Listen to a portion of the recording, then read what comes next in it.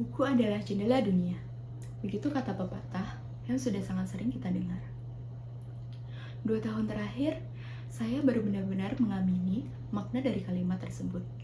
Terutama ketika harus merasakan sendiri bagaimana harus membesarkan anak di masa pandemi.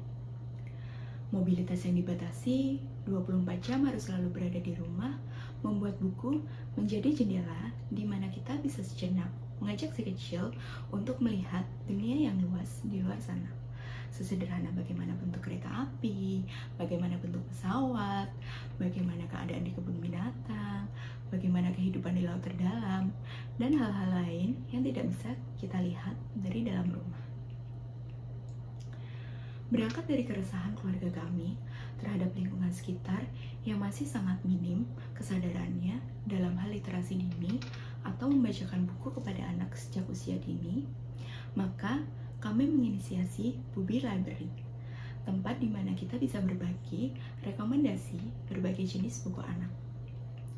Karena ternyata banyak sekali manfaat yang dapat kita dapatkan ketika kita membacakan buku kepada anak sejak lahir, bahkan sejak dalam kandungan. Hal ini berdampak positif terhadap intelijensi anak hingga kelak ia tumbuh dewasa.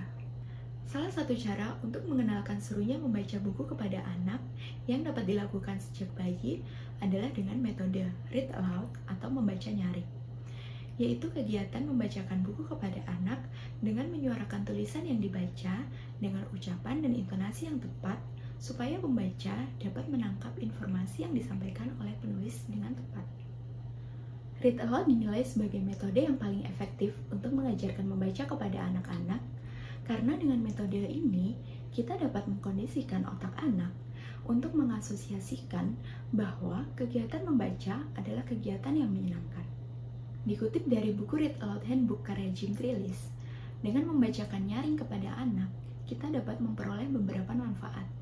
Yang pertama, melatih kemampuan mendengar. Not just hearing, but listening and understanding. Yang kedua, menambah kosakata. Sebagai bekal nantinya mereka menuangkan ide dan gagasan mereka dalam bentuk lisan maupun tulisan. Yang ketiga, menambah rentang konsentrasi anak. Hal ini penting supaya kelak ia tidak mudah bosan dan mudah terdistraksi ketika sedang belajar. Manfaat yang keempat adalah menanamkan konsep bahwa membaca adalah kegiatan yang menyenangkan. Dengan metode read aloud, di mana nada dan intonasi suara serta interaksi ketika membaca buku dapat dibuat bermacam-macam, maka akan membuat anak merasa bahwa kegiatan membaca adalah suatu hal yang seru. Yang kelima, menanamkan kegemaran membaca. Menurut penelitian, kegemaran membaca akan membuat anak memiliki perkembangan intelektual yang lebih besar dalam berbagai macam subjek. Anak akan mengetahui lebih banyak tentang dunia, dan dengan demikian, ia akan mengetahui wawasan yang luas yang akan berguna dalam hal kepemimpinan nantinya. Dengan membiasakan membaca buku, maka akan membuat anak bukan hanya sekedar merangkai huruf menjadi kata, namun lebih penting dari itu, anak akan memahami setiap kalimat yang ia baca, sehingga besar nanti ia tidak akan mudah termakan hoax seperti yang banyak beredar di saat ini. Dan yang tidak kalah penting ketika kita membacakan buku kepada anak adalah akan semakin memperkuat bonding atau ikatan cinta antara orang tua dengan anak yang terjadi melalui interaksi yang menyenangkan ketika membaca buku tersebut. Jadi, yuk kita siapkan generasi emas anak-anak yang cerdas ceria dengan membacakan buku minimal 15 menit saja setiap harinya. Happy reading!